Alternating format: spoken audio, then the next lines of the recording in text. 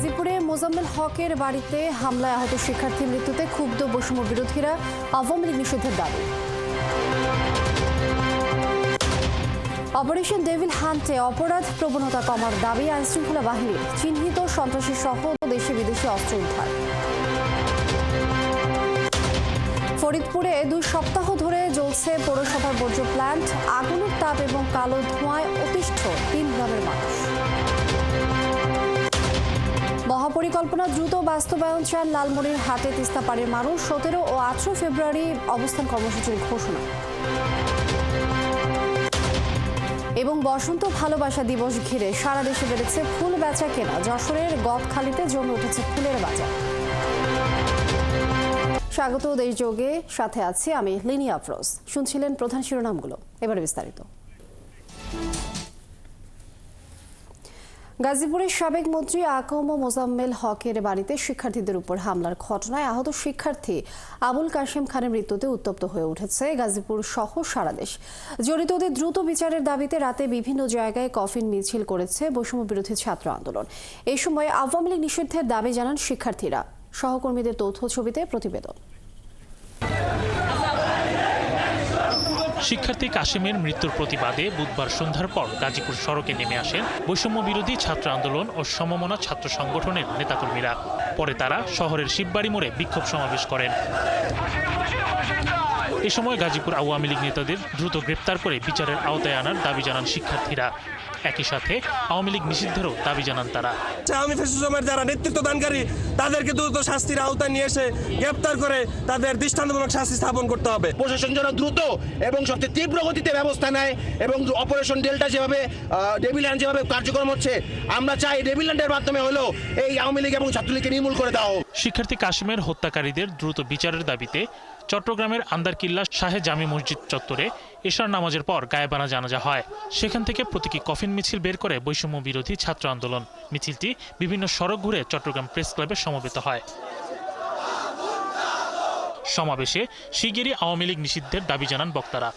হাজার হাজার ভাইকে আহত করেছে, হাজার হাজার ভাইয়ের চোখ কেড়ে নিয়েছে, হাত কেড়ে নিয়েছে, পা কেটে নিয়েছে। সেই সংগঠন বাংলাদেশে আর কোনো রাজনীতি করার অধিকার রাখে না। শেরপুরে রাত 9টার দিকে বৈষম্য বিরোধী ছাত্র আন্দোলনের ব্যানারে কফিন মিছিল বের করা হয়। মিছিলটি শহরের থানা মোড় থেকে বের হয়ে শহীদ মাহবুব চত্বরে গিয়ে শেষ হয়। শেরপুরে গেল 4 আগস্ট আওয়ামী লীগ ও তাদের দোসরদের গুলি ও গাড়ি চাপায় 3 জন শহীদ হন। দ্রুত শিক্ষার্থী হত্যাকারীদের বিচার এবং শহীদ পরিবারগুলোকে ক্ষতিপূরণেরও দাবি জানান বিক্ষোভকারীরা। শরীফ আজাদ প্রীতম, ৭১। দর্শক, গাজীপুরের পরিস্থিতি আমরা জানবো। এই মুহূর্তে আমাদের সাথে ইকবাল আহমেদ সরকার যুক্ত হচ্ছেন। ইকবাল, আজ কি পরিস্থিতি দেখছেন এবং আজ কোনো কর্মসূচি কি রয়েছে কিনা শিক্ষার্থীদের, এবং নিহতের স্বজনরা কি বলছেন এই বিষয়ে?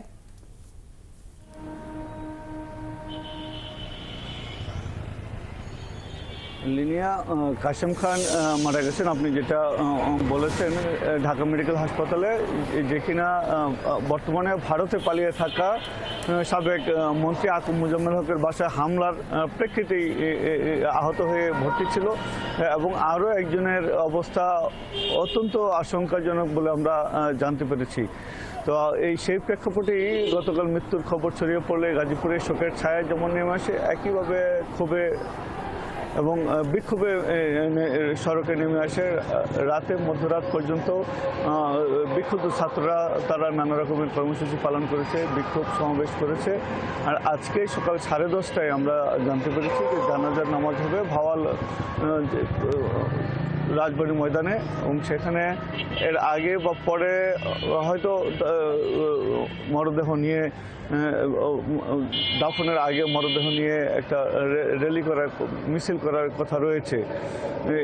আর এরপরে তার গ্রামের বাড়ি কলমেশ্বর এলাকায়, সেখানে দাফন করা হবে। আর গ্রামের লোকজন বা ওই এলাকার লোকজন, মহল্লার লোকজন বলছেন যে এর বিচার করতে হবে। শুধু তাই না, দ্রুততম সময়ের মধ্যে তাদেরকে গ্রেপ্তার করতে হবে। ফাঁসির দাবি জানিয়েছেন যারা এই ঘটনার সাথে জড়িত, এবং কয়েকজন তো চিহ্নিতই রয়েছে যারা ওই ঘটনার সাথে ছিল, অর্থাৎ যারা ছাত্রদের উপরে, শিক্ষার্থীদের উপরে হামলা চালিয়ে মারধর করেছে, তাদের বেশ কয়েকজন কিন্তু এর মধ্যে চিহ্নিত হয়েছে। কেননা তারা সামাজিক যোগাযোগ মাধ্যমে এসে মারধরের সময় তারা নিজেরা পরবর্তীতে সামাজিক যোগাযোগ মাধ্যমে সেগুলি ছড়িয়েছে। কাজে দ্রুততম সময়ের মধ্যে সেগুলি গ্রেপ্তার করতে হবে। বলছেন যে অপারেশন ডেভিল হান্ট যেটা চলছে, সেই ডেভিল হান্টে যে কাঙ্ক্ষিত যারা রয়েছেন, অর্থাৎ যাদেরকে গ্রেপ্তারের মূল দাবি রয়েছে, তারা এখনো পর্যন্ত গ্রেপ্তার হচ্ছেন না। একই সাথে শিক্ষার্থী বৈষম্য বিরোধী ছাত্র আন্দোলন এবং ছাত্র শিবির গতরাতে যে বিক্ষোভ করেছে, তারা এই যে গত সরকার ছিল, বিগত সরকার, পতিত সরকার, পালিয়ে যাওয়া সরকারের লোকজন, সেই সরকার আওয়ামী লীগকে, অর্থাৎ তারা ফ্যাসিস্ট আওয়ামী লীগকে তারা নিষিদ্ধ ঘোষণার দাবি জানিয়েছে। ইকবাল আহমেদ সরকার, আপনি থাকুন আমাদের সঙ্গে, আমরা আবারও ফিরবো আপনার সাথে, জানবো পরবর্তী বিস্তারিত। দর্শক, গাজীপুরের পরিস্থিতি আমরা জেনে নিচ্ছিলাম সহকর্মী ইকবাল আহমেদ সরকারের কাছ থেকে। জুলাই বিপ্লবের 6 মাস পরেও ফ্যাসিবাদ বিরোধীদের প্রাণ দিতে হয়। সাংস্কৃতিক অ্যাক্টিভিস্টদের মাধ্যমে ফ্যাসিস্ট আওয়ামী লীগ সরকার আবারও ষড়যন্ত্র করছে। ফ্যাসিবাদী আওয়ামী লীগ সরকারের সাবেক মুক্তিযুদ্ধ বিষয়ক মন্ত্রী আকম মোজাম্মেল হকের বাড়িতে শিক্ষার্থীদের উপর হামলার ঘটনায় শাহাদাত বরণকারী কাশেম খানের জানাজায় আগে কেন্দ্রীয় শহীদ মিনারে এই মন্তব্য করেন বৈষম্য বিরোধী ছাত্র আন্দোলনের আহ্বায়ক হাসনাত আব্দুল্লাহ। আরও জানাচ্ছেন নজরুল ইসলাম। বুধবার রাত 9টার কিছু পরে কেন্দ্রীয় শহীদ মিনারে জাতীয় পতাকায় মুড়িয়ে আনা হয় গাজীপুরে হামলায় আহত হয়ে চিকিৎসাধীন অবস্থায় মারা যাওয়া আবুল কাশেমের মরদেহ।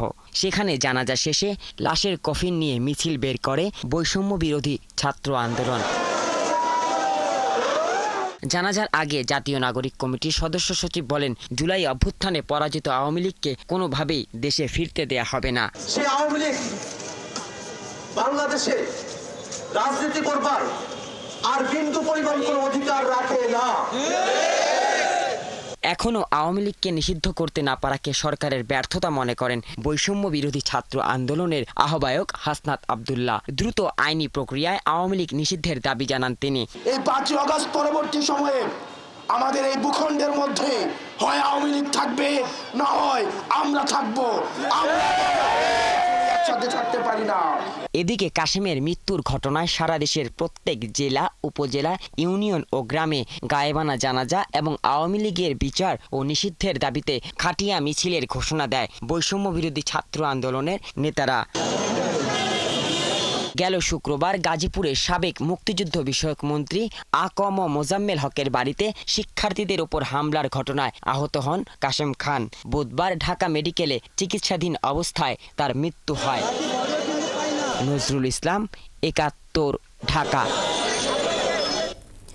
অপারেশন ডেভিল হান্ট শুরুর পর থেকে অন্যান্য অপরাধ প্রবণতাও কমে গেছে বলে দাবি করছে আইনশৃঙ্খলা বাহিনী। পুলিশ বলছে, গেল 4 দিনে তারা বিপুল পরিমাণ দেশি বিদেশি অস্ত্র উদ্ধার হয়েছে। গ্রেপ্তার হয়েছেন চিহ্নিত সন্ত্রাসীও। তবে কোনো এলাকার বৈষম্য বিরোধী শিক্ষার্থীরা বলছেন, বিভিন্ন পর্যায়ের অপরাধীরা গ্রেপ্তার হলেও ছাত্র আন্দোলনের সময় বিভিন্ন অপরাধে জড়িতদের বেশিরভাগই এখনও ধরাছোঁয়ার বাইরে। সহকর্মীদের তথ্য ছবিতে প্রতিবেদন। বরিশালের নগরীর প্রায় সবগুলো সড়কে রয়েছে পুলিশের অবস্থান। সন্দেহ হলেই গাড়ি থামিয়ে চালক কিংবা যাত্রীদের জিজ্ঞাসাবাদ করা হচ্ছে। নগরীর বাসিন্দারা বলছেন, অপারেশন ডেভিল হান্ট শুরুর পর থেকে জেলায় অনেকটা স্বস্তি ফিরছে। মঙ্গলবার রাত থেকে নতুন করে 16 জনকে গ্রেপ্তার করেছে পুলিশ। সত্যিকারের অপরাধী যদি ধরা পড়ে, তাইলে দেশের আপামর জনসাধারণের জন্য এটা উপকৃত হবে। জনসাধারণের জন্য ভালো হয়েছে। কে কি মনে করলো এটা জানে না, কিন্তু আমি এটা সাধুবাদ জানাই। পরিস্থিতি অনেকটাই শান্ত গাজীপুরে। নিয়মিত চলছে বিশেষ অভিযান। নতুন করে এখানে 48 জনকে আটক করা হয়েছে। গ্রেপ্তার হয়েছে কয়েকজন চিহ্নিত সন্ত্রাসী। সাভারে অপারেশন ডেভিল হান্টে আরও 13 জন গ্রেপ্তার হয়েছে। এদের সবাই আওয়ামী লীগ ও সহযোগী সংগঠনের নেতাকর্মী। এখন পর্যন্ত গত 24 ঘন্টায় 13 জনকে গ্রেপ্তার করেছি। তারা আওয়ামী লীগের এবং ছাত্রলীগের, যুবলীগের সহ বিভিন্ন পদে রয়েছিল তাদের বিরুদ্ধে বিভিন্ন রকমের বৈষম্য বিরোধী মামলা রয়েছে। অপরাধ দমনে পরিস্থিতি স্বাভাবিক রাখতে সারা দেশের মতো নোয়াখালীতে গত 24 ঘন্টায় অপারেশন ডেভিল হান্টে 13 জনকে গ্রেপ্তার করা হয়েছে। তাদের বিরুদ্ধে বৈষম্য বিরোধী ছাত্র আন্দোলনে ছাত্র হত্যার মামলা সহ একাধিক মামলা রয়েছে। অপারেশন ডেভিল হান্টের চতুর্থ দিনে ময়মনসিংহে অভিযানে 22 জনকে গ্রেপ্তার করেছে যৌথ বাহিনী। এ পর্যন্ত জেলায় মোট 61 জনকে গ্রেপ্তার করা হয়েছে।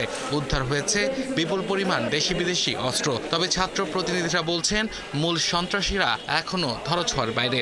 এদের ভিতরে আপনার ওয়ার্ড আওয়ামী লীগের সেক্রেটারি আছেন, তারপর আপনার ছাত্রলীগ আছে এবং যুবলীগ আছে, বিভিন্ন পদধারী আছে। খুব বেশি একটা স্বস্তি দিতে পারবে না, কারণ এইখানে রাঘব বোয়ালদের ধরা যাচ্ছে না, তারা কিন্তু ধরাছোঁয়ার বাইরেই আছে। মেহেরপুরে গ্রেপ্তার হয়েছেন 3 জন। এদের মধ্যে 2 জন আওয়ামী লীগ কর্মী এবং 1 জন হত্যা মামলার আসামি রয়েছেন। আব্দুল্লাহ মামুন, ৭১। 4 জেলায় সমাবেশের মধ্য দিয়ে শুরু হলো বিএনপির 64 জেলায় 9 দিনের কর্মসূচি। বুধবার বিকালে খুলনা, লালমনিরহাট, সিরাজগঞ্জ ও সুনামগঞ্জের সমাবেশ থেকে নির্বাচনী রোডম্যাপের দাবি জানিয়েছেন বিএনপির কেন্দ্রীয় নেতারা। পাশাপাশি নিত্যপণ্যের দাম সহনীয় রাখা ও আইনশৃঙ্খলা পরিস্থিতি নিয়ন্ত্রণের দাবিও জানিয়েছেন তারা। সহকর্মীদের তথ্য ছবিতে প্রতিবেদন।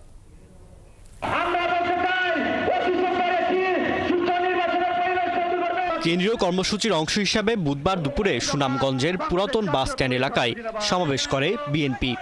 সকাল থেকে ছোট ছোট মিছিল নিয়ে সমাবেশে আসেন বিভিন্ন স্থানের প্রান্তিক ও স্থানীয় পর্যায়ের নেতারা। সুনামগঞ্জের সমাবেশে বিএনপির স্থায়ী কমিটির সদস্য আরিফুল হক চৌধুরী বলেন, প্রশাসনে থাকা আওয়ামী লীগের দোসরদের চিহ্নিত করে বিচারের আওতায় আনতে হবে। আমরা যারা প্রশাসনে ঘাটতি মেরে আছে ছিল, এখনো বিভিন্ন জায়গায় রয়েছে, তাদেরকে অনতিবিলম্বে এই অন্তর্বর্তীকালীন সরকার তাদেরকে সরিয়ে দিতে হবে। অন্যদিকে লালমনিরহাটের সমাবেশে বিএনপির স্থায়ী কমিটির সদস্য গয়েশ্বর চন্দ্র রায় নির্বাচনের জন্য দলের নেতাকর্মীদের ঐক্যবদ্ধ হওয়ার আহ্বান জানান। সরকারের দায়িত্ব এটা নির্বাচন করা, তারা নির্বাচনের ব্যাপারেও নাই, সরকার পরিচালনার দিকেও খেয়াল নাই। আর খুলনার সমাবেশে বিএনপির স্থায়ী কমিটির সদস্য হাফিজ উদ্দিন আহমদ বলেন, দেশের গণতান্ত্রিক ধারা অব্যাহত রাখতে নির্বাচনের বিকল্প নেই। এ সময় কানায় কানায় পূর্ণ ছিল সমাবেশস্থল। হাসিনা চলে গিয়েছে, শেখ হাসিনা পালিয়ে গিয়েছে, সংস্কারের অর্ধেক তো হয়ে গিয়েছে। বাকি যেসব সংস্কার নির্বাচনে করা প্রয়োজন সেগুলো 2-3 মাসের মধ্যেই করা যায়। সিরাজগঞ্জেও বিএনপির সমাবেশ হয়েছে। সেখানে বিএনপির স্থায়ী কমিটির সদস্য নজরুল ইসলাম খান প্রধান অতিথির বক্তব্যে বলেন, দ্রুততম সময়ে নির্বাচনের সুনির্দিষ্ট রোডম্যাপ চায় বিএনপি। স্বৈরতন্ত্র কিংবা ফাঁসিবাদের পতন করে গণতন্ত্র পুনঃপ্রতিষ্ঠা করতে হবে। ফাঁসিবাদের পতন হয়েছে, কিন্তু গণতন্ত্র এখনো পুনঃপ্রতিষ্ঠা হয় নাই। 25 ফেব্রুয়ারি পর্যন্ত পর্যায়ক্রমে সারা দেশে এই সমাবেশ চলবে। ফারদিন নীরব, ৭১। বিএনপির উদারতার কারণে জামায়াত ইসলামী রাজনীতি করার সুযোগ পেয়েছে, আর উপহার হিসেবে বিএনপি মুনাফেকি পেয়েছে বলে মন্তব্য করেছেন বিএনপির সিনিয়র যুগ্ম মহাসচিব অ্যাডভোকেট রুহুল কবির রিজভী। বুধবার বিকেলে রাজশাহীর বাগমারা উপজেলার তাহিরপুর উচ্চ বিদ্যালয় মাঠে শহীদ অধ্যাপক আব্দুল ওয়াহেদ মণ্ডলের 23তম মৃত্যুবার্ষিকী উপলক্ষে আয়োজিত স্মরণ সভায় প্রধান অতিথির বক্তব্যে তিনি একথা বলেন। তিনি আরও বলেন, ভোটের অধিকার নিশ্চিত করার মধ্য দিয়ে দেশের গণতন্ত্র ফিরিয়ে আনা গেলে আবু সাঈদ, মুগ্ধ সহ হাজারো শহীদের রক্তের ঋণ কিছুটা হলেও শোধ করা যাবে। অনুষ্ঠানে কেন্দ্রীয়, জেলা ও উপজেলা বিএনপি ও অঙ্গ সহযোগী সংগঠনের নেতারা উপস্থিত ছিলেন। এই সময় তারা অন্তর্বর্তীকালীন সরকারের কাছে দ্রুত জাতীয় নির্বাচনের তারিখ ঘোষণার দাবি জানান। আমরা জামাত ইসলামকে সমর্থন করিনি, আমরা জামাতকে আমাদের উদারতার কারণে, অর্থাৎ বিএনপি সরকারের উদারতার কারণে এই দেশে তারা প্রথম রাজনীতি করার সুযোগ পায়। শেখ মুজিবের সরকার নিষিদ্ধ করেছিল জামাত, কিন্তু বিএনপির সরকারের সময় তারা রাজনীতি করার সুযোগ পায়। কিন্তু আমরা সবসময় দেখেছি এই দলটির অন্য কিছু বিষয় নয়, একটা চরিত্র আছে, সেটা হচ্ছে মুনাফেকি। এই মুনাফেকি ছাড়া তারা কিছু করেনি। যারা মানুষের ভোটের অধিকার ধ্বংস করেছে তাদের কোনো ভোট এদেশে হবে না বলে জানান বিএনপির জাতীয় নির্বাহী কমিটির যুগ্ম মহাসচিব হাবিবুন নবী খান সোহেল। বুধবার দুপুরে জামালপুরের সরিষাবাড়ি রেলওয়ে স্টেশন ময়দানে উপজেলা বিএনপির দ্বিবার্ষিক সম্মেলনে প্রধান অতিথির বক্তব্যে তিনি এসব কথা বলেন। এই সময় তিনি বলেন, দীর্ঘদিন সব প্রতিকূলতা মোকাবেলায় বিএনপি টিকে আছে। সুষ্ঠু নির্বাচন হলে ধানের শীষেই ভোট পড়বে। তিনি আরো বলেন, বিএনপি একটি সুষ্ঠু ভোটের দাবি জানিয়েছিল। দাবি মানলে শেখ হাসিনা এই পরিণতি হতো না।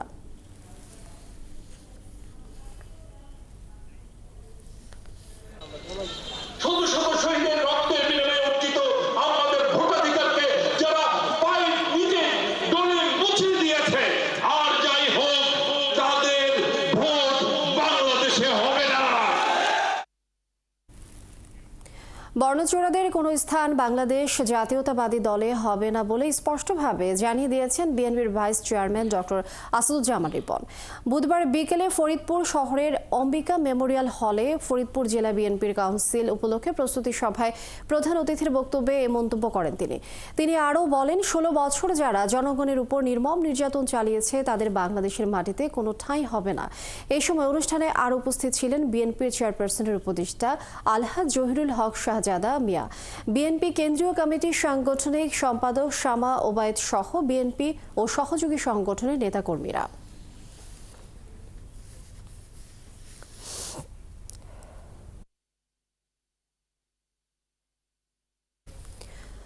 ছাত্র জনতার গণ অভ্যুত্থানের 5 মাস অতিবাহিত হওয়ার পর প্রধান উপদেষ্টার আয়নাঘর পরিদর্শন রহস্যজনক বলে মন্তব্য করেছেন জাতীয়তাবাদী ছাত্র দলের কেন্দ্রীয় কমিটির সাধারণ সম্পাদক নাসির উদ্দিন নাসির।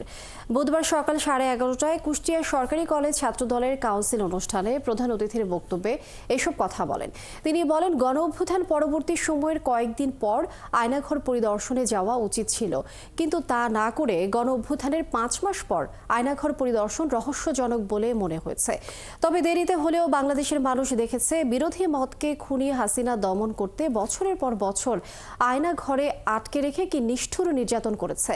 কতজন নেতাকর্মীকে আয়না ঘরে বন্দী করে হত্যা করেছে সেটি গণমাধ্যমে আসা উচিত বলেও মন্তব্য করেন তিনি।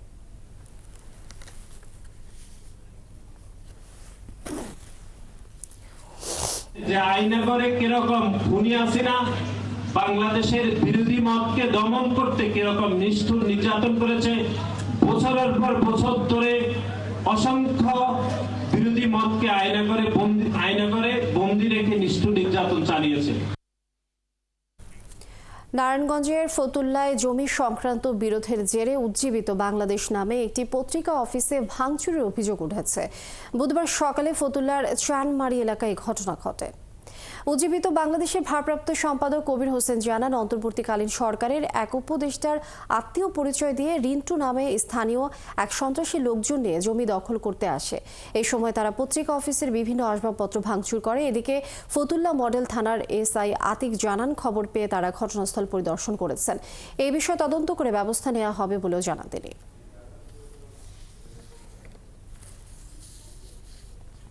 একটা পক্ষ হঠাৎ করে দাবি জানাইলো যে এটা তাদের জায়গা। তারা আজকে সকালে 1-150 লোক আইসা আমার পত্রিকা অফিসে, এখানে আমার পত্রিকা অফিসের যে সিসি ক্যামেরা আছে, সিসি ক্যামেরা ভাঙচুর, পত্রিকা অফিস ভাঙচুর এবং সাইনবোর্ডটা ভাঙচুর করেছে।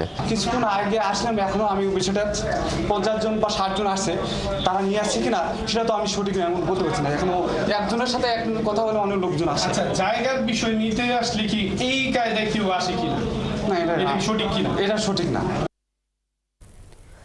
বরিশালে কীর্তনখোলা নদীতে তেলবাহী বার্জে বিস্ফোরণের ঘটনায় 4 জন দগ্ধ হয়েছেন। বুধবার সন্ধ্যায় বরিশাল নগরীর 30 গোডাউন এলাকায় যমুনা ডিপো থেকে তেল নিয়ে হাতিয়াতে যাওয়ার সময় এই দুর্ঘটনা ঘটে। ফায়ার সার্ভিসের সহকারী পরিচালক হেলাল উদ্দিন খান জানান, বিস্ফোরণের খবর পেয়ে ঘটনাস্থলে গিয়ে দ্রুত আগুন নিয়ন্ত্রণে আনে। এই সময় বার্জে থাকা 4 জন অগ্নিদগ্ধ হয়। এদের মধ্যে হাতিয়া এলাকার রুবেল, মান্না এবং সম্পদ সহ আরও 1 জন রয়েছেন। তাদের উদ্ধার করে শেরেবাংলা মেডিকেলে ভর্তি করা হয়েছে। এর মধ্যে রুবেলকে ঢাকায় পাঠিয়েছে চিকিৎসক।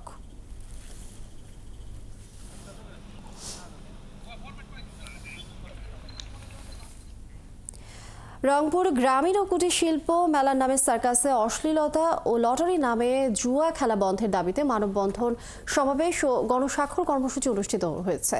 বুধবার বিকেলে রংপুর জেলার সাধারণ শিক্ষার্থীরা এই আয়োজন করে। এই মানববন্ধনে সাধারণ শিক্ষার্থীদের পক্ষে শিক্ষার্থী রওশন জামিল, সিরাজুল ইসলাম সহ অন্যান্যরা বক্তব্য রাখেন। বক্তারা এই সময় নিসবেতগঞ্জ এলাকায় লটারি ও হাউজি জুয়া বন্ধের দাবি জানান। আগামী 24 ঘন্টার মধ্যে মেলায় লটারির নামে জুয়া বন্ধ না হলে আগামীতে আরও বৃহত্তর কর্মসূচির হুঁশিয়ারি দেন বক্তারা। ফরিদপুর পৌরসভার আদমপুর এলাকায় প্রায় 3 একর জায়গায় গড়ে ওঠা বর্জ্যের ভাগাড়ে 2 সপ্তাহের বেশি সময় ধরে জ্বলছে আগুন। আগুনের তাপ ও কালো ধোঁয়ার প্রভাব পড়ছে কয়েক কিলোমিটার এলাকায়। এতে ক্ষতিগ্রস্ত হচ্ছেন প্ল্যান্টের উত্তর অংশের 3টি গ্রাম সহ নদী বন্দর এলাকার বাসিন্দারা। মনিরুল ইসলাম টিটুর তথ্য ছবিতে প্রতিবেদন। ফরিদপুর শহরের আদমপুরে পৌরসভা বর্জ্য প্রক্রিয়াকরণ এলাকার সাথে অন্তত 5 একর জায়গার উপর রাখা হয়েছে বাসাবাড়ি ও বাণিজ্যিক এলাকা থেকে সংগ্রহ করা বর্জ্য। 2 সপ্তাহ ধরে এই বর্জ্যে আগুন দিয়েছে পৌরসভা কর্তৃপক্ষ। সন্ধ্যা নামলেই বাড়ে আগুনের লেলিহান শিখা আর আকাশে ছড়িয়ে পড়ে কালো ধোঁয়া। এলাকাবাসীর দাবি, আগুনের প্রভাব পড়েছে প্ল্যান্ট থেকে 1.5 কিলোমিটারেরও বেশি দূরের এলাকায়।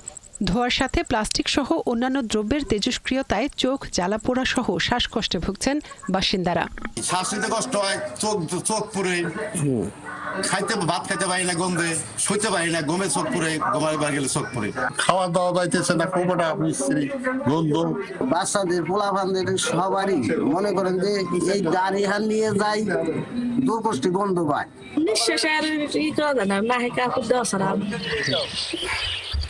এলাকাবাসী বলছেন, প্ল্যান্টের উত্তর অংশের 3টি গ্রামের কয়েক হাজার মানুষ পরিবেশ দূষণের কারণে ক্ষতিগ্রস্ত হচ্ছে। এমনকি নদী বন্দর এলাকার ব্যবসায়ীদেরও বিপাকে পড়তে হচ্ছে।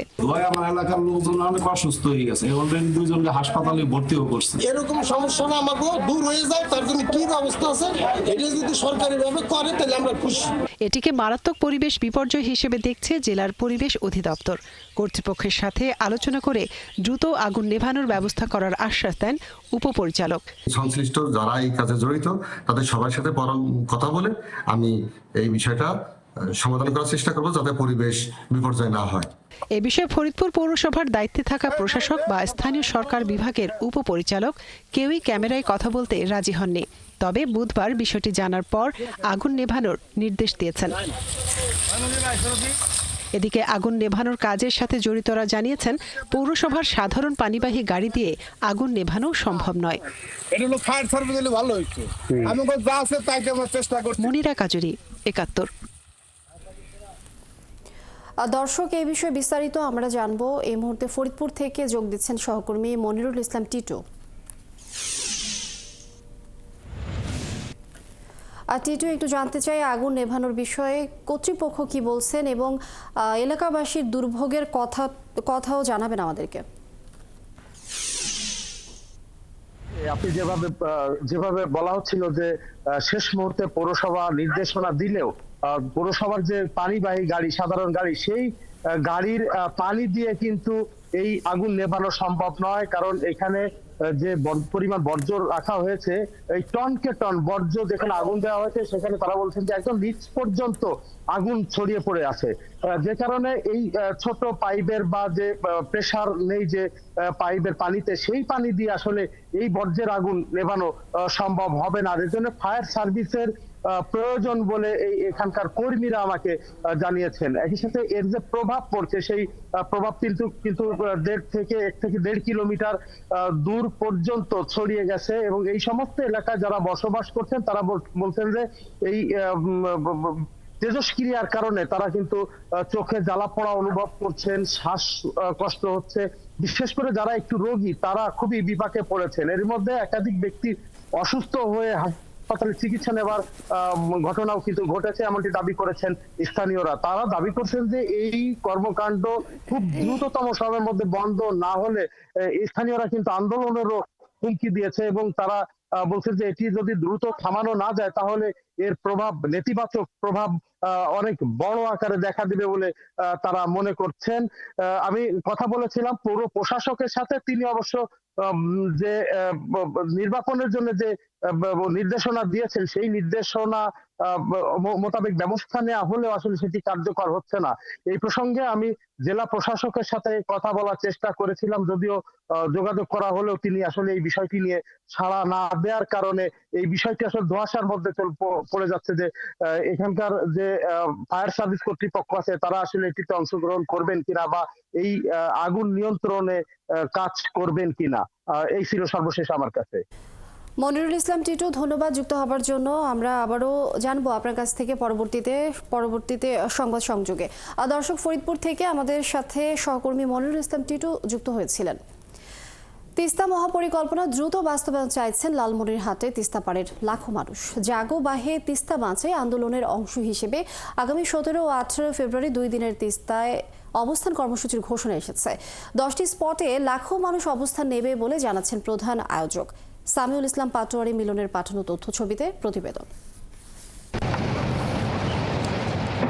একসময়ের খরস্রোতা তিস্তার বুক জুড়ে এখন কেবলই বালুচর। যদিও তিস্তার পানি বন্টনের রফাসূত্র মেনে নদীতে এই মৌসুমে 2500 কিউসেক পানি থাকার কথা, রয়েছে মাত্র 200 কিউসেক পানি। প্রতিবেশীর একতরফা পানি প্রত্যাহার আর বর্ষায় একতরফা পানি ছেড়ে যাওয়ায় ভাঙনে সব হারাচ্ছে লাখো পরিবার। এই সমস্যা সমাধানে তিস্তা মহাপরিকল্পনা বাস্তবায়নে সাবেক সরকার আন্তরিক ছিল না বলছেন ভুক্তভোগীরা। বাপদাদার আমলে যারা ছিল তারা তো সব বিলীন হয়ে গেছে, তারা নাই তিস্তা। আমাদের মনে করেন যে কোনো অস্তিত্বই নাই বলা চলে। আমরা তো এখন অসহায় হয়ে পড়ছি। সংসারে কোনো রকম দিন যাপন করতেছি, আল্লাহ যেভাবে চলাচ্ছি কোনো রকম করি মিলি খাচ্ছি। মেধা প্রকল্প যদি বাস্তবায়ন হয় তাহলে যদি আল্লাহ আমাদের বাঁচায় তাহলে আমরা বাঁচতে পারবো, আর যদি না বাঁচায় তাহলে আমাদের এই পর্যন্ত শেষ। তিস্তা রক্ষায় মাঠে নেমেছে তিস্তা রক্ষা আন্দোলন কমিটি, চলছে ব্যাপক প্রচার। তিস্তা মেগা প্রকল্প বাস্তবায়নের দাবিতে লালমনিরহাটের তিস্তা নদীর পাড়ে 10টি স্পটে আগামী 17 ও 18 ফেব্রুয়ারি অবস্থান কর্মসূচির ডাক দিয়েছে তিস্তা নদী রক্ষা আন্দোলন কমিটি। লালমনিরহাট তিস্তা রেলমূল মঞ্চ, তিস্তা সড়ক সেতু চর, মহিপুর চর, মহিপুর গাইবান্ধার সুন্দরগঞ্জ, কুড়িগ্রামের রাজারহাট তিস্তা চর ও উলিপুর চর, পারুলিয়া, গড্রিমারি, মহিষখোচায় এই অবস্থান থাকবে। এই যে আমাদের 120 কিলোমিটার নদীর এখানে আমাদের 10টা স্পটে বিভক্ত হয়ে আমাদের এই চরাঞ্চলের লোকজন থাকবে। এখানে এই আন্দোলনের সপক্ষে তারা দাঁড়িয়ে যাবে। যারা একসময় পুকুর ভরার যে মাছ ছিল এবং গলা ভরা ধান ছিল, এই সমস্ত লোক আবার আবাদ করে তারা পুকুর ভরা মাছ এবং আবাদি ফসল ফলাতে পারবে। লালমনিরহাট, কুড়িগ্রাম, গাইবান্ধা, নীলফামারী, রংপুর জেলায় তিস্তাপাড়ের কয়েক লাখ মানুষ 2 দিনের কর্মসূচিতে জমায়েত থাকবে বলে জানান আয়োজকরা। আমাদের 48 ঘন্টা লাগাতার 17 এবং 18 ফেব্রুয়ারি দিন এবং রাত্রি এই নীলফামারী, লালমনিরহাট, রংপুর, গাইবান্ধা এবং কুড়িগ্রামের জনপদের লাখো লাখো মানুষ তিস্তার চরে অবস্থান নেবে। তিস্তায় পানি না থাকায় কৃষিকাজে ব্যাঘাত হচ্ছে, ঘটছে পরিবেশ বিপর্যয়, যার সমাধানে তিস্তা মহাপরিকল্পনার বাস্তবায়ন দ্রুত জরুরি বলছেন কৃষি সম্প্রসারণ অধিদপ্তর কর্মকর্তা। পানি উন্নয়ন বোর্ড নির্বাহী প্রকৌশলী জানান, মহাপরিকল্পনা বাস্তবায়নে কাজ চলছে। এখন কিন্তু আমাদের যে শেষ কাজটা চলতেছে পুরোটা কিন্তু আমরা নিচের পানি উঠাচ্ছি। তো নিচের পানি উঠাতে থাকলে একটা সময় কিন্তু আপনার সমস্যা হবে, তখন ওয়াটার টেবিল নিচে নেমে যাবে। যা যা হচ্ছে আমাদের মহাপরিকল্পনা আছে সেগুলো জনগণের আবার আরও কিছু লাগবে কিনা বা কোনটা আমাদের জন্য খারাপ হবে সেটার আবার গণশুনানি হবে। 2024 সালের সেপ্টেম্বরের 10 তারিখ থেকে শুরু হওয়া জাগো বাহে তিস্তা বাঁচাই আন্দোলনের সর্বোচ্চ বহিঃপ্রকাশ হবে 17-18 ফেব্রুয়ারি। হাসান আহমেদ, 71। এই বিষয়ে বিস্তারিত জানাতে লালমনিরহাট থেকে যুক্ত হচ্ছেন সহকর্মী সামিউল ইসলাম পাটোয়ারি মিলন।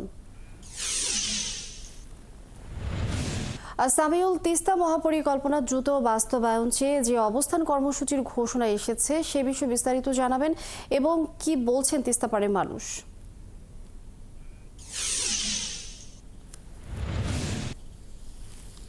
রিনিয়া, আমি এখন যেখানে অবস্থান করছি এটি হচ্ছে তিস্তা নদীর প্রায় তিস্তা নদীর মাঝস্থানে। তবে এই তিস্তা নদীর যে দুই প্রান্তে যে সমস্ত বসত বাড়িগুলো রয়েছে, এই সমস্ত বসত বাড়িগুলো প্রায় গৃহহারা যে সমস্ত লোকজন ছিল তারা বসবাস করছে। তবে এই সময় যেখানে 7,200 কিউসেক পানি থাকার কথা তিস্তা নদীতে, আর সেই প্রেক্ষিতে 200 কিউসেক পানি বর্তমান রয়েছে এই তিস্তায়। এর কারণে তিস্তা শুকিয়ে ধুধু বালুচরে পরিণত হয়েছে। আর তিস্তা রক্ষার যে আন্দোলন এবং তাদের যে মেগা প্রকল্প বাস্তবায়নের দাবিতে লালমনিরহাট জেলার মূল ভেন্যু হচ্ছে এই স্থানটি হচ্ছে মূল ভেন্যু। এছাড়াও কুড়িগ্রামে রয়েছে রাজারহাট এবং নীলফামারী রয়েছে তিস্তা ব্যারেজ, রংপুরে রয়েছে মহিপুর ব্রিজ, রংপুরে রয়েছে। এছাড়া অন্য স্থানে প্রায় 10টি স্পটে আয়োজকরা জানিয়েছে প্রায় 10 থেকে 12 লক্ষ মানুষ এখানে অবস্থান করবে। এবং আয়োজনের জন্য মূল স্টেজ রয়েছে এখানে সাইটে। এখানে ডান দিকে আমার রয়েছে পানির ব্যবস্থা এবং নামাজের ব্যবস্থা রয়েছে। আয়োজকরা জানিয়েছে যে তারা এবং 17 এবং 18 ফেব্রুয়ারি এখানে 48 ঘন্টা তারা সরকারের কাছে দাবি জানাবে যে তাদের মেগা প্রকল্প যদি বাস্তবায়িত না হয় তাহলে অনেক পরিবার আরো গৃহহারা হয়ে পড়বে। তবে আয়োজকরা যেটা জানিয়েছে যে 17 এবং 18 তারিখে যে ফেব্রুয়ারি তাদের যে কর্মসূচি, তারা দিন এবং রাত তারা এই সমাবেশ হবে এবং সমাবেশের রাত্রি তো তারা এখানে নানান প্রকারের তিস্তা বাঁচাও আন্দোলন নিয়ে এখানে অনেক প্রকারের অনুষ্ঠানও হবে, সমাবেশ হবে, রাত্রি যাপন করবে এখানকার তিস্তা পাড়ের প্রায় 10 থেকে 12 লক্ষ মানুষ এবং বিভিন্ন স্থানে এ নিয়ে আয়োজনা চলছে। তবে তিস্তা বাঁচাও যে আন্দোলন কমিটির যিনি প্রধান সমন্বয়ক অধ্যক্ষ আসাদুল হাবিব দুলু, তিনি জানিয়েছেন যে তাদের আয়োজন প্রায় শেষ পর্যায়ে এবং মূল স্টেজগুলো আজকে অথবা আগামীকালকে শেষ হয়ে গেলে তাদের যে কর্মসূচি বাস্তবায়িত তারা করবে। তবে তাদের একটি দাবি, যদি তিস্তা মেগা প্রকল্প বাস্তবায়িত করা না হয় তাহলে এই তিস্তা পাড়ের অনেক পরিবার আবার গৃহহারা হয়ে পড়বে। তবে ইতিমধ্যে পানি উন্নয়ন বোর্ড আমাদের জানিয়েছে যে তারা মহাপরিকল্পনা ছাড়াও অন্য তারা প্রায় বেশ কয়েক কিলোমিটার তারা তিস্তা বাঁধ তারা রক্ষার কাজ ইতিমধ্যে শুরু করবে। তবে লালমনিরহাটে তিস্তা পাড়ের লোকজন অনেকটা প্রত্যাশী রয়েছে যে তিস্তা মেগা প্রকল্প বাস্তবায়িত হলে লালমনিরহাট জেলা তাদের ভাগ্যের চাকা যেমন ঘুরে যাবে, তিস্তা এবং অর্থনৈতিক অঞ্চলভাবে তিস্তা গড়ে উঠবে। এই ছিল লালমনিরহাটের তিস্তার সর্বশেষ খবর। সামিউল, তিস্তার আরো খবর জানবো, আপনি যুক্ত থাকুন। ধন্যবাদ আপনাকে। দর্শক, লালমনিরহাট থেকে সামিউল ইসলাম, পাটোয়ারি মিলন সহকর্মী যুক্ত ছিলেন আমাদের সঙ্গে।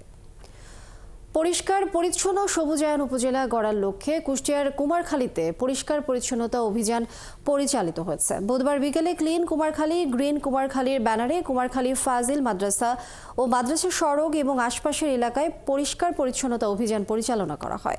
কুমারখালী উপজেলা যুবদলের আহ্বায়ক জাকারিয়া আনসার মিলনের নেতৃত্বে দিনব্যাপী চলা এই কর্মসূচিতে বিভিন্ন শ্রেণী পেশার শতাধিক মানুষ অংশ নেয়।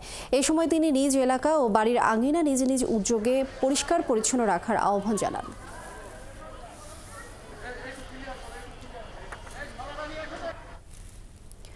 ময়মনসিংহে জেলা প্রশাসনের অধিগ্রহণ করা জমির ক্ষতিগ্রস্ত মালিকেরা ক্ষতিপূরণের চেক প্রদানের দাবিতে সমাবেশ করেছেন। বুধবার বিকেলে নগরীর দীঘারকান্দা বাইপাস মোড়ে এই সমাবেশ করেছেন তারা।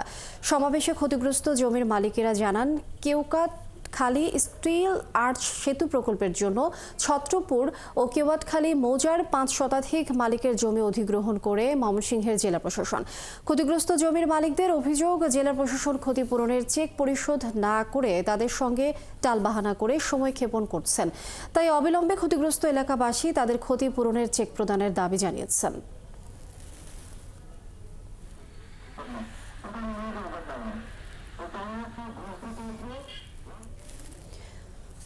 নিলামের ঘোষণার পর চট্টগ্রাম বন্দরে শেডে পড়ে থাকা গাড়ি ছাড় করাতে শুরু করেছেন আমদানিকারকরা। মাত্র এক সপ্তাহে 36টি ছাড় হয়েছে।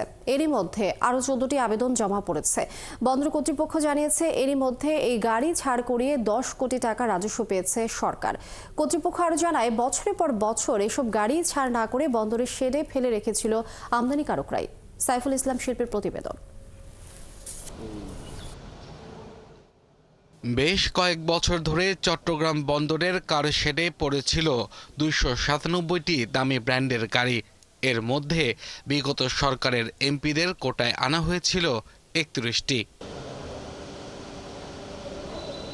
বারবার তাগাদা দেওয়া সত্ত্বেও আমদানিকারকরা এইসব গাড়ি ছাড়িয়ে না নেয় বিপাকে পড়ে বন্দর কর্তৃপক্ষ।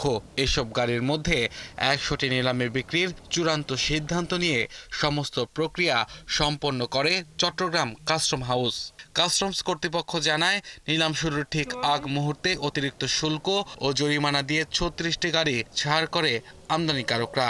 এর মধ্যে একজন সাবেক সংসদ সদস্য রয়েছেন বলে নিশ্চিত করেছে কাস্টমস হাউস।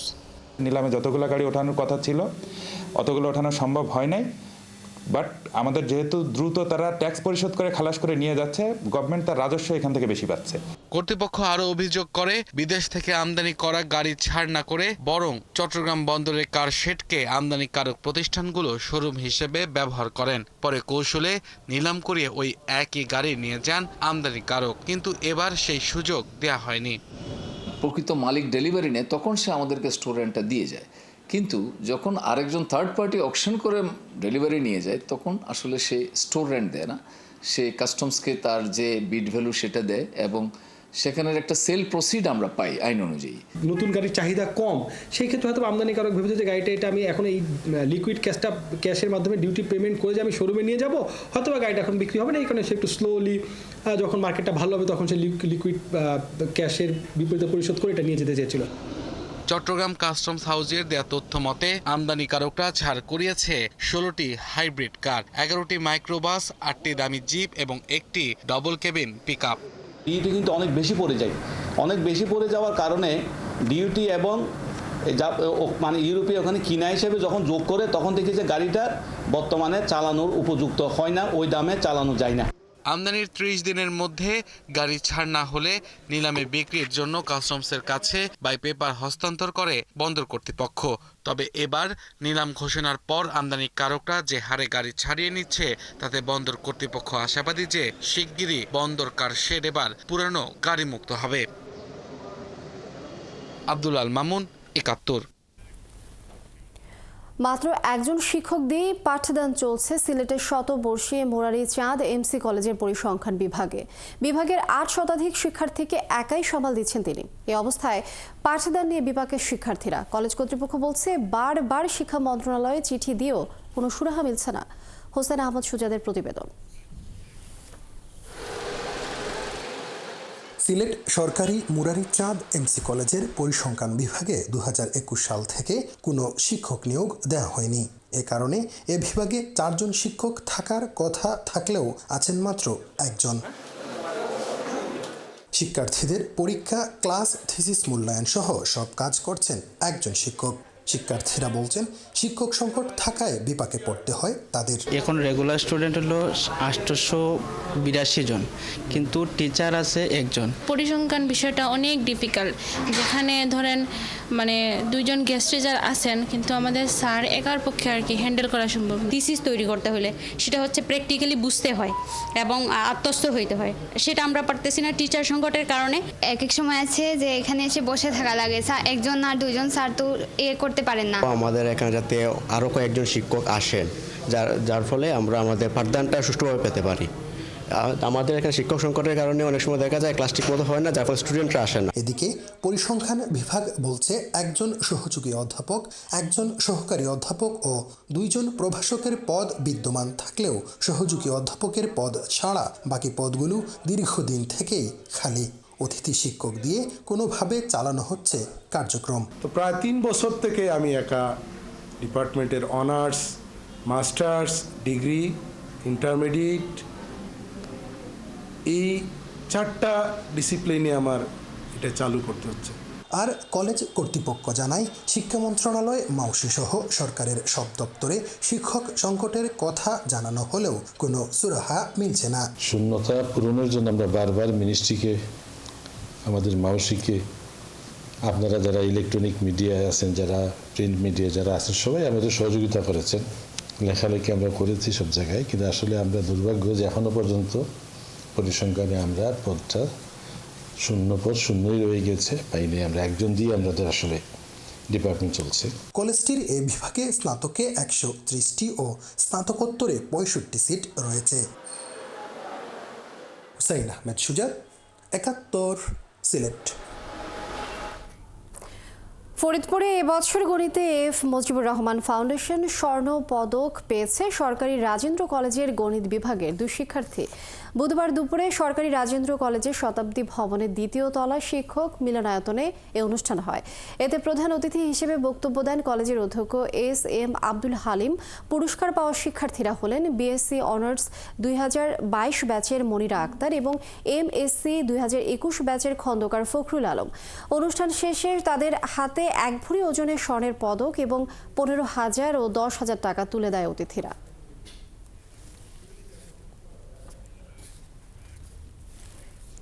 তারুণ্যের উৎসব 2025 উপলক্ষে নোয়াখালীতে আলোচনা সভা এবং জুলাই আগস্ট 2024-এর অভ্যুত্থানে শহীদ পরিবারের সদস্য, আহত ও অসমর্থ যুবকদের আর্থিক সহায়তা প্রদান করেছে নোয়াখালী জেলা প্রশাসন। বুধবার বিকেলে নোয়াখালী জেলা শিল্পকলা একাডেমি মিলনায়তনে জেলা পরিষদের সহায়তায় আহত ও শহীদ পরিবারের সদস্যদের মাঝে আর্থিক সহায়তা প্রদান করা হয়েছে। এই সময় জুলাই গণ অভ্যুত্থানে দেশের বিভিন্ন স্থানে আন্দোলনে অংশ নিয়ে আহত হওয়া 189 জন ও 24 জন শহীদের পরিবারের সদস্যরা উপস্থিত থেকে আর্থিক সহায়তা বুঝে নেন। পরিবারগুলোর মাঝে জেলা পরিষদের পক্ষ থেকে 11,35,000 টাকা নগদ প্রদান করা হয়।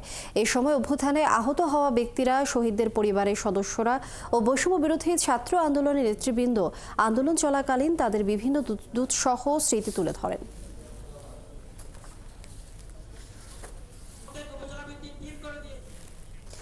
গ্রামীণ জনপদের মানুষকে সহজ ও নিরাপদ ডিজিটাল লেনদেনের সঙ্গে পরিচয় করিয়ে দিতে কুমিল্লার 2টি ইউনিয়নে ডিজিটাল ইউনিয়ন কার্যক্রম শুরু করেছে বিকাশ। সারা দেশে বছরব্যাপী কার্যক্রম পরিচালনার জন্য জেলার জগন্নাথপুর ও পাঁচথুবি ইউনিয়নে পরীক্ষামূলকভাবে আয়োজন করা হয়। ডিজিটাল ফিনান্সিয়াল লিটারেসি বাড়াতে ইউনিয়ন ভিত্তিক এই কার্যক্রম শুরু করা হয়েছে। এই কার্যক্রমের আওতায় বাড়িতে বাড়িতে গিয়ে বৈঠক, মাইকিং, ভিডিও শিক্ষা কার্যক্রম, বাউল গান, বিভিন্ন ধরনের খেলাধুলায় অংশগ্রহণের মাধ্যমে বিকাশ অ্যাকাউন্ট ব্যবহারে সচেতনতা তৈরি করা হবে। বসন্ত এবং বিশ্ব ভালোবাসা দিবস সামনে রেখে যশোরের গদখালিতে জমে উঠেছে ফুলের বাজার। বাড়তে শুরু করেছে ফুলের দাম। তবে গত বছরের তুলনায় দাম অর্ধেক নেমে আসায় অসন্তুষ্ট চাষিরা। ব্যবসায়ী বলছেন, বাজারে ফুলের সরবরাহ বেশি থাকলেও চাহিদা কিছুটা কম রয়েছে। এস.এম. ফরহাদের তথ্য ছবিতে প্রতিবেদন। যশোরের ঝিকরগাছা উপজেলার গদখালি, পানিসারা ইউনিয়ন সহ বেশ কয়েকটি জায়গায় বাণিজ্যিকভাবে উৎপাদিত হচ্ছে 13 ধরনের ফুল। এসব ফুল নিয়ে ভোর থেকে বিক্রির জন্য বাজারে আসছেন চাষিরা। সারা দেশ থেকে ব্যবসায়ীরা আসছেন ফুল কিনতে। গ্লাডিওলাস, রজনীগন্ধা, জারবেরা, চন্দ্রমল্লিকা, গাঁদা ফুলের দাম কিছুটা কম হলেও ঊর্ধ্বমুখী গোলাপের দাম মাত্র 2 দিন আগেও যে গোলাপ বিক্রি হয়েছে 5 টাকায়, সেই গোলাপ এখন বিক্রি হচ্ছে 8 থেকে 10 টাকায়। তবে কৃষকরা বলছেন, ভালোবাসা দিবস উপলক্ষে গেল বছর একটি গোলাপ বিক্রি হয়েছে 20 থেকে 25 টাকায়। গত বছরের তুলনায় এবছর হয়তো দাম একটু কম, তারপরেও চাষিরা ইনশাল্লাহ খুশি, কারণ মালের আমদানি বেশি। 2-5 দিন আগে গোলাপের চাহিদাটা একটু কম ছিল, দামও কম ছিল। আজকে থেকে গোলাপের চাহিদা এবং অন্যান্য সকল ফুলের চাহিদাই বাড়ছে। এবং গত বছর যেভাবে দাম ছিল সেই অনুপাতে এবছর চাষিরা সেভাবে দাম পায়নি। তবুও গোলাপ চাষিরা মোটামুটি সন্তুষ্ট। ব্যবসায়ীরা জানান বসন্ত আর ভালোবাসা দিবসে ফুলের চাহিদা সব সময় বেশি থাকে। এবার ফুলের সরবরাহ বেশি হওয়ায় দাম কম। চলতি মৌসুমে 3টে অনুষ্ঠানকে ঘিরে আমরা ফুলের জন্য প্রস্তুতি নিয়েছিলাম, তো মোটামুটি ফুলের দাম ভালো। আজকে গেঁদা 4 টাকা 5 টাকা 3 টাকা এমন দাম গেছে, খুব ভালো চাহিদা, সামনে খুব ভালো যাচ্ছে আর কি। গোলাপ কিনছি, রজনীগন্ধা কিনছি, গ্যালোডিয়াস কিনছি, এবার জারবেরা কিনছি, তা সব ফুলে কিনছি। আমরা গাড়িতে নিয়ে যাবো, নিয়ে তা মালের দাম বেশি, বিক্রি করতে হবে এভাবেই। যশোরের গদখালি ও পানিসারা এলাকার প্রায় 600 হেক্টর জমিতে 13 ধরনের ফুল চাষ করেন চাষিরা। বনশ্রী হালদার, 71। দর্শক, এ বিষয়ে আমরা বিস্তারিত জানবো। যশোর থেকে এই মুহূর্তে যুক্ত হচ্ছেন সহকর্মী SM ফরহাদ। ফরহাদ, আগামীকাল যেহেতু 14 ফেব্রুয়ারি ভালোবাসা দিবস, সেই সাথে বসন্ত, আপনার কাছে জানতে চাই যে এই বছর ফুলের চাহিদা কেমন রয়েছে এবং গদখালি সহ সব ফুলের বাজার কেমন জমে উঠেছে, আর দাম নিয়ে বা চাষিরা কি বলছেন? আপনি জানেন যে এই যে পহেলা বসন্ত এবং বিশ্ব ভালোবাসা দিবস, এই দিবস দুটিকে কেন্দ্র করে 10 তারিখ থেকে যশোরের যে গদখালি ফুলের রাজধানী বলা হয়, সেখান থেকে কিন্তু ফুল যাওয়া শুরু হয়েছে এবং মোটামুটি ফুলের বাজার জমে উঠেছে। তবে গতকাল এবং পরশু, গত 2 দিন ওখানকার কৃষক এবং আজকে আমার কয়েকজন কৃষকের সাথে কথা বলেছি, অর্থাৎ গতকালকে থেকে আজকে যে ফুলের দাম সেটা কিন্তু আরো কমে গেছে। অর্থাৎ ফুলের বাজারে যে ধস, সেটা ধস নিয়ে এসে দামের ধসটা নেমে গেছে। এখানে যারা চাষি আছেন এবং যারা ব্যবসায়ী আছেন তারা যেটা বলছেন যে গতকালকে গোলাপ 8 থেকে 10 টাকা বিক্রি হলে কিন্তু আজকে দামটা আরো অনেক কমে গেছে। অর্থাৎ আজকে আমরা দেখেছি যে প্রতি পিস গোলাপ বিক্রি হচ্ছে 6 থেকে 60 টাকা এবং যেগুলো ক্যাপ পরা যে গোলাপগুলো আছে সেগুলো বিক্রি হচ্ছে 4 থেকে 5 টাকা। এর পাশাপাশি রজনীগন্ধার স্টিক যেটা 5 থেকে 6 টাকা ছিল গত 2 দিন আগেও, সেটাকে আজকে দেখেছি আমরা 3 টাকা 4 টাকা বিক্রি হচ্ছে। গ্ল্যাডুলাক্স 5 থেকে 6 টাকা, বিভিন্ন কালার ভেদে বিক্রি হচ্ছে।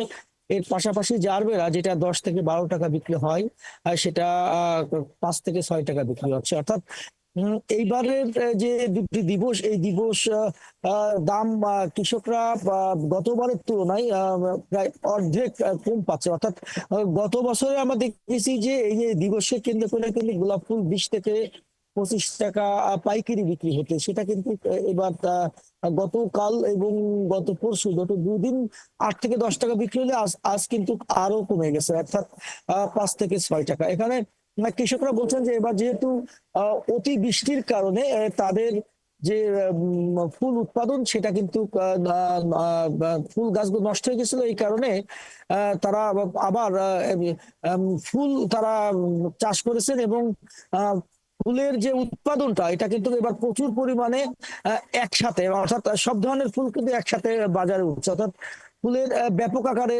সরবরাহ রয়েছে, উৎপাদন রয়েছে, কিন্তু চাহিদাটা ফুলের ধন্যবাদ আপনাকে। যুক্ত থাকুন দর্শক, যশোরের ফুলের বাজার পরিস্থিতি জানছিলাম সহকর্মী SM ফরহাদের কাছ থেকে। দর্শক, চলছে দেশযোগ সরাসরি সংবাদ অনুষ্ঠান দেখতে চোখ রাখুন 71 ফেসবুক পেজে এবং সাবস্ক্রাইব করুন 71 ইউটিউব চ্যানেল। থাকুন 71 সাথে।